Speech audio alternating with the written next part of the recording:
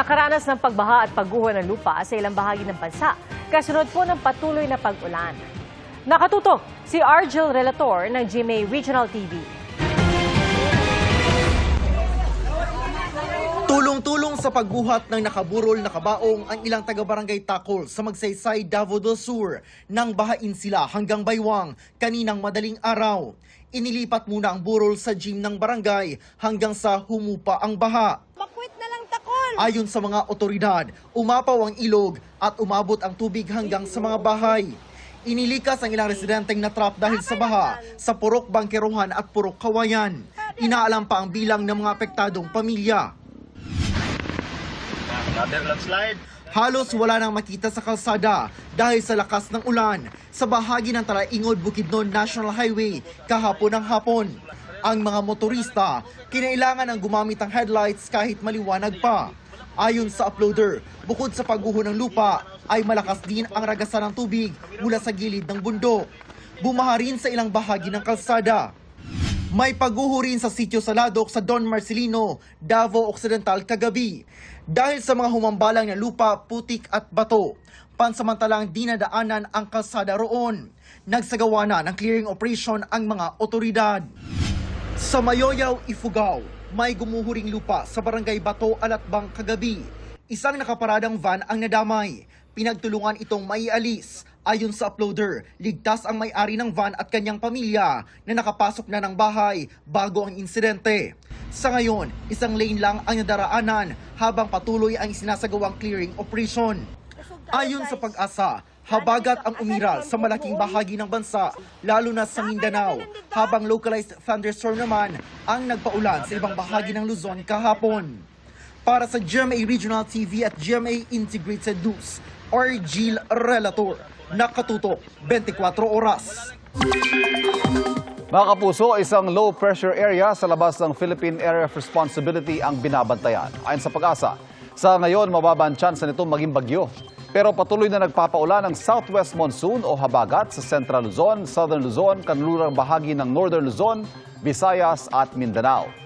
Bukod sa habagat, umiiral din ngayong araw ang localized thunderstorm sa nagpapaulan sa natitirang bahagi ng Luzon.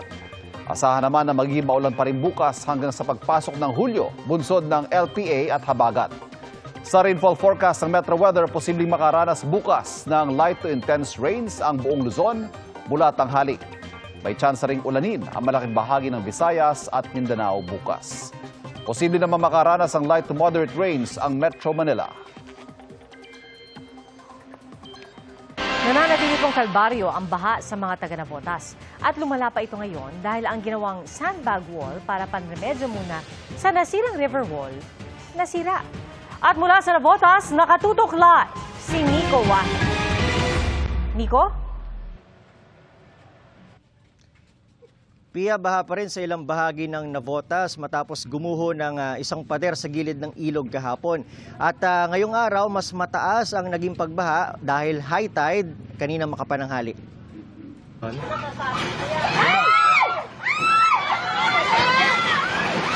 Ito ang aktwal na pagguho ng pader sa gilid ng ilog sa barangay San Jose kahapon na nagdulot ng pagbaha sa ilang bahagi ng Navotas. Hanggang ngayong araw, hindi pa tapos ang kalbaryo ng ilang taga-Navotas. Kaninang umaga kasi, nagka-breach sa sandbag wall na pinangharang nila sa ilog matapos ang pagbigay kahapon ng river wall sa barangay San Jose. Natangay ang ilang sandbag sa mga bahay. Pero bago pa ito nangyari, nailikas na ang mga residente. Nasa evacuation center ang 43 pamilyang naapektuhan kahapon. Talaga yung bahay namin yung nadaganan mismo. Tapos habang umalay yung tubig, ako yung natangay sa kayo, isang anak ko. Buti na lang po is nakahawak ako nung time na yun. Kung hindi, baka sakaling ako din namatay din sa nangyari. Yes, may-ari po ng safeguard. Sana noon pa naman nila nagawa yun. Kasi lang parang talagang inantay po nila na lugar ng disgrasya. Sinusubukan pa naming kunin ang panig ng shipyard. Pero ayon sa Navotas CDRRMO, ito ho ay matagal na ho talaga itong for replacement at for improvement. Kaya nga lang ho yung mga nakatira doon nakiusap na wag muna ng GPN dahil parang parte na ho ng bahay nila ito eh. Parang isa na hong dingding nila itong wall noong shipyard. May inilagay ng mga poste bilang abang sa gagawing barrier. Sa halip nga lang ho na metal sheet, yung semento ho, yung concrete pile ho yung ginamit. Siguro next week mag-umpisa na ho ayusin ho yung bakod na yan. Mukhang sasagutin ho lahat yan ng shipyard kasi pag-aari naman ho nila yan. Nandito tayo sa may gitnang bahagi nitong Celestino Street, dito pa rin sa Barangay San Jose, San Navotas City. At kung makikita nyo, lagpas na ng baywang yung baha dito. Kanina nagsimula tayo dun sa bungad, nasa tuhod pa lang yung baha. Ito habang papasok doon sa loob nitong barangay o ng street na to ng Celestino ay mas lumalalim pa yung baha. At makikita nyo, kasama na rin ng baha itong mga basura dito. Lubog ang maraming bahay. 2 araw na po kami nagtitiis sa taas ng tubig. Baka 1 linggo pa ito. Kasi tingnan nyo, palaki ng palaki, hindi lang ganito. Kahapon parang hindi ganito eh. Biglang lumaki na naman ngayon. Ang iba, wala na talagang naisalba. Pati sirang bathtub, ginawang bangka ng ilang residente. Ba't po kayo lumabas? Saan po kayo pupunta? Mamamalingki po. Meron din naman, kaya lang walang ulam.